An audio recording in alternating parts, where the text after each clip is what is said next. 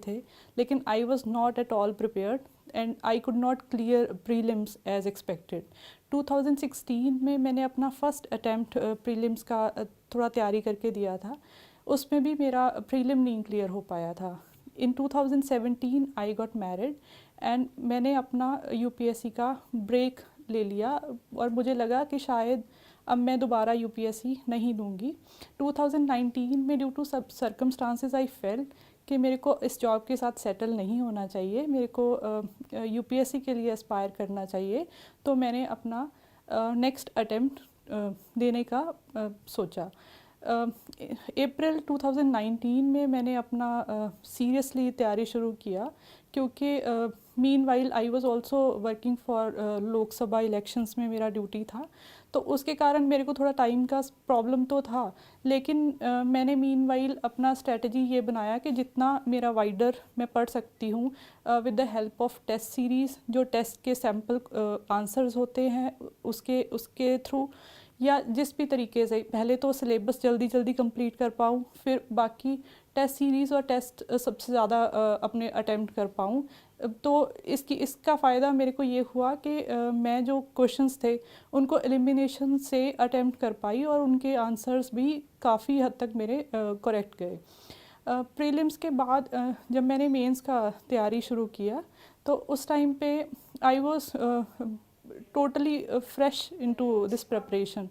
तो उसका मैंने थोड़ा ये निकाला कि मैंने ऑप्शनल अपना सिलेक्ट किया वो सब्जेक्ट जिसमें मेरा खुद का इंटरेस्ट था। I am Punjabi literature lover, तो मैंने पंजाबी लिटरेचर अपना ऑप्शनल सब्जेक्ट लिया, जिसका ज़्यादातर सिलेबस मैंने पहले ही थोड़ा पढ़ा हुआ था। इसका फ़ायदा मेरे को ये हुआ कि मेरे को वो टाइम था जो वो दूसरे सब्जेक्ट्स को मैं दे पाई। इसके लिए मैंने ये किया था कि जितने भी टेस्ट को टॉपर्स ने अटेम्प्ट किया था उनकी कॉपीज़ पढ़ के मेरे को थोड़ा आइडिया हो गया था कि एक मॉडल आंसर क्या होता है और उसमें क्या चीज़ें हैं जो इनकॉर्पोरेट करनी चाहिए। उस हिसाब से मैंने सिलेबस को पढ़ा और जितने शॉर्ट नोट्स मेरे से बन पाए मैंने बनाए। इसमें मेरे को I got leave for 1 month and some days. बाकी मेरा ऑफ़िस के साथ साथ ही तैयारी का रहा। इसमें ऑफ़िस के साथ मेरे ऑफ़िस डेज़ में 3-4 घंटे 5 घंटे निकलते थे। वीकेंड पे मैं अपना सारे का सारा बैकलॉग था जो उसको कंप्लीट करने की मैं ट्राई करती थी।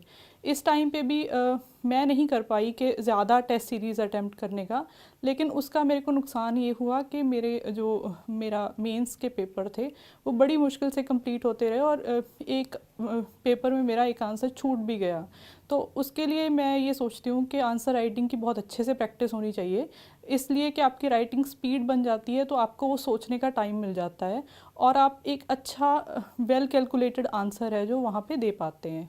तो उसके बाद ऑप्शनल का ये था कि ऑप्शनल क्योंकि मेरा पहले ही थोड़ा मैं कंफर्टेबल थी, तो और इसकी जो चॉइस थी मेरे लिए नेचुरल थी, तो मैंने उस पर बहुत ज़्यादा टाइम नहीं लगाया क्योंकि मेरे पास टाइम की कमी थी। मेरी बाकियों को भी मैं यही सोचती हूँ कि जो ऑप्शनल है वो वैसा होना चाहिए जिसमें आपकी नेचुरल इंक्लिनेशन हो, तो वो आपको एक थोड़ा एज रहता है उस चीज़ में। इंटरव्यू के लिए क्योंकि मैं मेंस के टाइम पे ऑलरेडी छुट्टी ले चुकी थी, तो उस टाइम पे मेरे को कोई छुट्टी नहीं मिली प्रिपरेशन के लिए, तो मैंने थोड़े मॉक टेस्ट वीकेंड्स पे जाके लगाए, जिसमें मेरे को थोड़ा आइडिया हुआ कि अपने थॉट्स को कैसे आपको एक्सप्रेस करना है और क्या चीज़ें हैं जो इंटरव्यू में काउंट करते हैं। तो इन सब चीज़ों की वजह से आई थिंक कि ये चीज़ें थी जो मैंने की, लेकिन थोड़ा टाइम का कंस्ट्रेंट रहा। लेकिन जो भी लोग हैं जो जॉब के साथ और बीइंग मैरिड जो लोग भी तैयारी करते हैं, उनको मेरी ये सजेशन है कि आप मेरे लिए तो ये था कि मैंने थोड़ा लेट प्रिपेयर करना शुरू किया। अगर आप थोड़ा अर्ली प्रिपेयर करते हैं और आप डेली बेसिस पे 4 से 5 घंटे भी निकाल लेते हैं और वीकेंड्स पे आप वो सारा बैकलॉग कवर कर लेते हैं, तो ये चीज़ पॉसिबल हो जाती है। आप एग्ज़ाम के पास जाके थोड़ा छुट्टी ले सकते हैं, उसमें आप वो चीज़ों को थॉरली रिवाइज कर पाते हैं। ये सारी चीज़ें थी जो मैं आपके साथ शेयर करना चाहती थी। That's it, thank you very much.